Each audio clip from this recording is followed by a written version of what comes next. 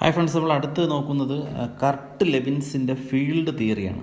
അപ്പം ഫീൽഡ് തിയറിയുടെ ഉപജ്ഞാതാവാരെന്ന് ചോദിച്ചു കഴിഞ്ഞാൽ കർട്ട് ലെവിനാണ്. അപ്പോൾ ഈ കർട്ട് ലെവിൻ്റെ ഫീൽഡ് തിയറി ഗെസ്റ്റാൾട്ട് തിയറിയുമായിട്ട് രണ്ടും ഏകദേശം ഒരു കൺസെപ്റ്റ് തന്നെയാണ്. ഗെസ്റ്റാൾട്ട് തിയറിയും കർട്ട് ലെവിൻ്റെ ഫീൽഡ് തിയറിയും ഏകദേശം ഒരേ കൺസെപ്റ്റ് ഫോളോ ചെയ്യുന്നതാണ്. ഇനി അടുത്ത് ഈ ഗെസ്റ്റാൾട്ട് തിയറി കൂടുതൽ പ്രാധാന്യം കൊടുത്തത് ചിന്തിക്കുന്നതിനും അതുപോലെ മനസ്സിലാക്കുന്നതിനൊക്കെയാണ് കൂടുതൽ പ്രാധാന്യം കൊടുക്കുന്നത്. അത് ഓൾ കൺസെപ്റ്റ് തന്നെയാണ്. ഓൾ കൺസെപ്റ്റ് മനസ്സിലാക്കിയിട്ട് കൂടുതൽ ചിന്തിക്കുന്നതും അങ്ങനെ ചിന്തയിലൂടെ ആ ഓൾ കൺസെപ്റ്റ് മനസ്സിലാക്കുക എന്നുള്ള രീതിയാണ് പ്രാധാന്യം കൊടുത്തത്. അടുത്ത് കർട്ട് ലെവിൻസ് ഈ ഓൾ കൺസെപ്റ്റ് തന്നെയാണ്. ഇവർ ഈ രണ്ട് തിയറിക്കും ഓൾ കൺസെപ്റ്റ് തന്നെയാണ്. പക്ഷേ കർട്ട് ലെവിൻ കൊടുത്തതെന്ന് വെച്ചാൽ ഈ ഓൾ കൺസെപ്റ്റിൽ എത്തുന്നതിന് ഈ കുട്ടി കുറേ കാര്യങ്ങൾ ചിന്തിക്കുമല്ലോ. ഈ ചിന്തിക്കുന്ന മുഴുവൻ സ്പേസിനാണ് കൂടുതൽ പ്രാധാന്യം കൊടുത്തത്. അങ്ങനെ ആ സ്പേസിന് അങ്ങനെ ഈ ഓൾ കാര്യങ്ങൾ ചിന്തിച്ച് അല്ലെങ്കിൽ ഓൾ കാര്യങ്ങൾ മനസ്സിലാക്കുന്നതിന് വേണ്ടി ഒരു സ്പേസ് ഉണ്ടാവും അവൻ്റെ മനസ്സിൽ. ആ ഒരു ഐഡിയയെ ഫീൽഡ് എന്ന വാക്ക് കൊടുത്താണ് കർട്ട് ലെവിൻ വിളിച്ചത്.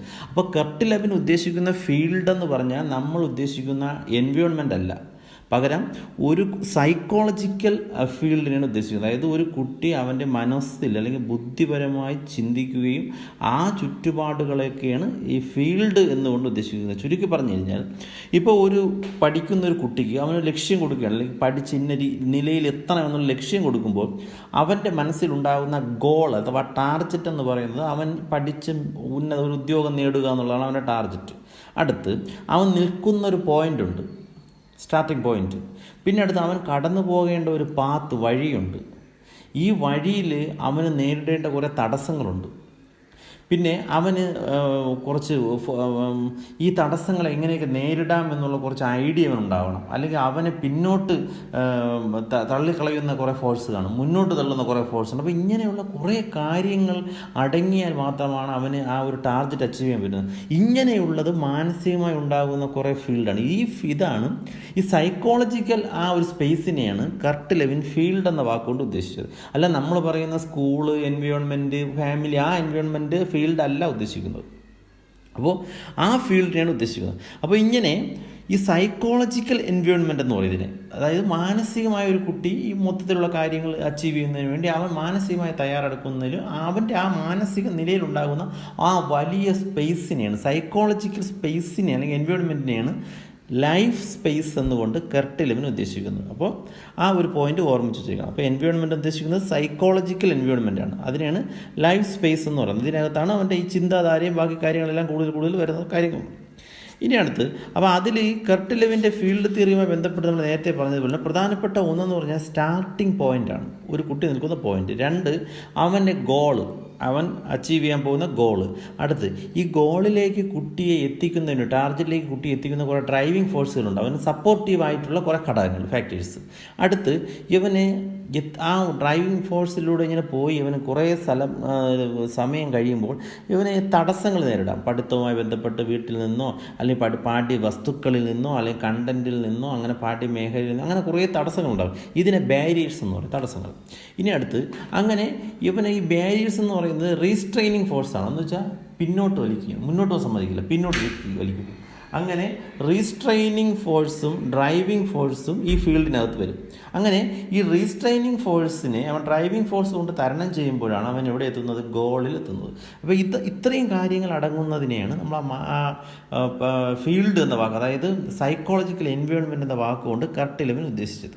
അപ്പോൾ ഈ കാര്യങ്ങളെല്ലാം ഒന്ന് ഓർമ്മിച്ച് വെക്കണം. ഇതാണ് കർട്ട് ലെവിൻ്റെ ആ ഫീൽഡ് തിയറി. അപ്പോൾ ഇത്രയും കാര്യങ്ങൾ സെറ്റ് ആകുന്നതിൻ്റെ ഫലമായിട്ടാണ് കുട്ടി ആ ഗോൾ അച്ചീവ് ചെയ്യുന്നത്. അപ്പോൾ ഈ കാര്യങ്ങളെല്ലാമാണ് ഒരു പഠനത്തിൽ പ്രധാനം. ഇത് സംഗതി നമ്മൾ ഗെസ്റ്റാൾട്ട് തിയറി പറഞ്ഞതുപോലെ തന്നെ ഓൾ കൺസെപ്റ്റ് തന്നെയാണ് ഈ കാര്യങ്ങളെല്ലാം പറഞ്ഞിരിക്കുന്നത്. അടുത്ത്, ഈ പറഞ്ഞ ഈ കർട്ട് ലെവിൻ തിയറിയുടെ എഡ്യൂക്കേഷൻ ഇംപ്ലിക്കേഷൻ, അതായത് വിദ്യാഭ്യാസപരമായ നേട്ടങ്ങൾ എന്തൊക്കെയാണെന്ന് ചോദിച്ചു കഴിഞ്ഞാൽ, ഒരു ക്ലാസ്സിൽ ഒരു കുട്ടി എന്തെങ്കിലും ഒരു ടാർഗറ്റ് അച്ചീവ് ചെയ്യുന്നതിന് മുമ്പ് തന്നെ ഈ നമ്മളെ ലൈഫ് സ്പേസ് കുട്ടിക്ക്, അതായത് അവൻ പറഞ്ഞു കൊടുത്തിരിക്കുന്നത് നമ്മളെ സൈക്കോളജിക്കൽ എൻവയോൺമെൻറ്റ് പറഞ്ഞ് മനസ്സിലാക്കുക. എൻ്റെ ടാർഗറ്റ് ഇതാണ്, അവിടെ എത്തുന്നതിന് വേണ്ടിയുള്ള വഴി ഇതാണ്, ആ മാർഗ്ഗത്തിൽ എന്തൊക്കെ തടസ്സങ്ങളുണ്ടാവും, ഈ തടസ്സങ്ങൾ തരണം ചെയ്താൽ മാത്രമേ ടാർഗറ്റിൽ എത്താൻ പറ്റൂ എന്ന് കുട്ടിക്ക് വ്യക്തമായി ഈ കർട്ട് ലെവിൻ്റെ ഫീൽഡ് തിയറി അനുസരിച്ച് ഒരു അധ്യാപികയ്ക്ക് പറഞ്ഞു കൊടുക്കാൻ കഴിയും. അതുപോലെ പിന്നെ മോട്ടിവേഷൻ എന്ന് പറയുന്നത് ഒരു ഇമ്പോർട്ടൻറ്റ് ഫാക്ടറാണ്. ഇപ്പോൾ ഈ മോട്ടിവേഷൻ കൊടുക്കുന്നതിൻ്റെ ഫലമായി എന്ത് ചെയ്യുന്നു, ആ കുട്ടിക്ക് മോട്ടിവേഷൻ കൊടുക്കുന്നതിൻ്റെ ഫലമായി നമ്മൾ നേരത്തെ പറഞ്ഞ ഈ കുറച്ച് റീസ്ട്രെയിനിങ് ഫോഴ്സുകളുണ്ടല്ലോ, പിന്നോട്ട് തള്ളുന്ന ഈ ഫോഴ്സുകളൊക്കെ തരണം ചെയ്യാൻ കഴിയും. അങ്ങനെ കുട്ടിക്ക് അവൻ്റെ ലെവൽ കൃത്യമായി ടാർഗറ്റ് അച്ചീവ് ചെയ്യാൻ വേണ്ടി കഴിയും. അതായത് ആ ഓൾ മേഖല, അതായത് ആ ഗസ്റ്റാൾട്ട് ലെവലിൽ കുട്ടിക്ക് അവൻ്റെ എല്ലാ മേഖലയെ പറ്റി നല്ലൊരു അറിവും ഒരു പരിജ്ഞാനവും കിട്ടുന്നതിന് വേണ്ടി സഹായിക്കുന്നതാണ് ഈ പറഞ്ഞ കർട്ട് ലെവിൻസ് ഫീൽഡ് തിയറി എന്ന് പറയുന്നത്. കർട്ട് ലെവിൻസ് ഫീൽഡ് തിയറിയും നമ്മുടെ ഗസ്റ്റാൾട്ട് തിയറി തമ്മിൽ വലിയ വ്യത്യാസമില്ല. ഇത് ഗസ്റ്റാൾട്ട് തിയറിയിൽ എന്ന് വെച്ചാൽ ആ ഫുൾ കൺസെപ്റ്റ് കുട്ടി ചിന്തിച്ചെടുക്കുകയാണ്, ഓൾ കൺസെപ്റ്റിനെ പറ്റി ചിന്തിക്കുന്നു. ഇവിടെ ഓൾ കൺസെപ്റ്റിന് തൊട്ട് മുമ്പ് അവൻ കടന്നു പോകുന്ന വലിയ ഒരു മേഖലയെപ്പറ്റി കർട്ട് ലെവിൻ പറയുന്നു. ഫ്രണ്ട്സ്, ഇവിടുത്തെ കർട്ട് ലെവിൻസ് ഫീൽഡ് തിയറിയുമായി ബന്ധപ്പെട്ട ഒരു ഇക്വേഷനാണ് കൊടുത്തിരിക്കുന്നത്. B is equal to function of person into environment എന്നാണ്. അതായത് നമ്മൾ ഈ ഫീൽഡ് ഉണ്ടല്ലോ, ഈ എൻവയോൺമെൻറ്റിലെ ഫീൽഡ്, ഈ ഫീൽഡുമായി ബന്ധപ്പെട്ട് ഒരു വ്യക്തി പ്രവർത്തിക്കുമ്പോൾ സ്വാഭാവികമായിട്ട് ഒരു സ്വഭാവത്തിൽ വ്യത്യാസം ഉണ്ടാകും, ഭൗതികപരമായിട്ട് എങ്ങനെയാലും വ്യത്യാസം ഉണ്ടാകും. ആ വ്യത്യാസം എങ്ങനെയാണ് ഉണ്ടാകുന്നതെന്ന് വെച്ചാൽ ആ വ്യത്യാസം ബി എന്ന് ഉദ്ദേശിക്കുന്നത് ബിഹേവിയറാണ്.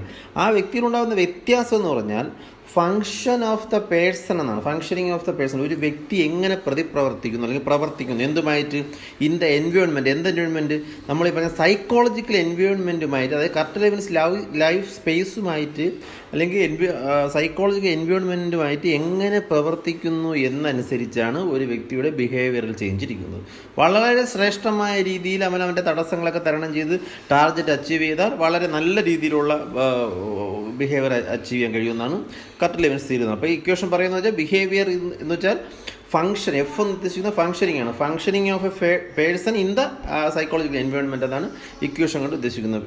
ഈ പേഴ്സൺ ആണ്, ഈ സൈക്കോളജിക്കൽ എൻവയോൺമെൻറ്റ് ആണ്. ഇത് തമ്മിലുള്ള പ്രവർത്തന ഭാഗമാണ് ബിഹേവിയർ.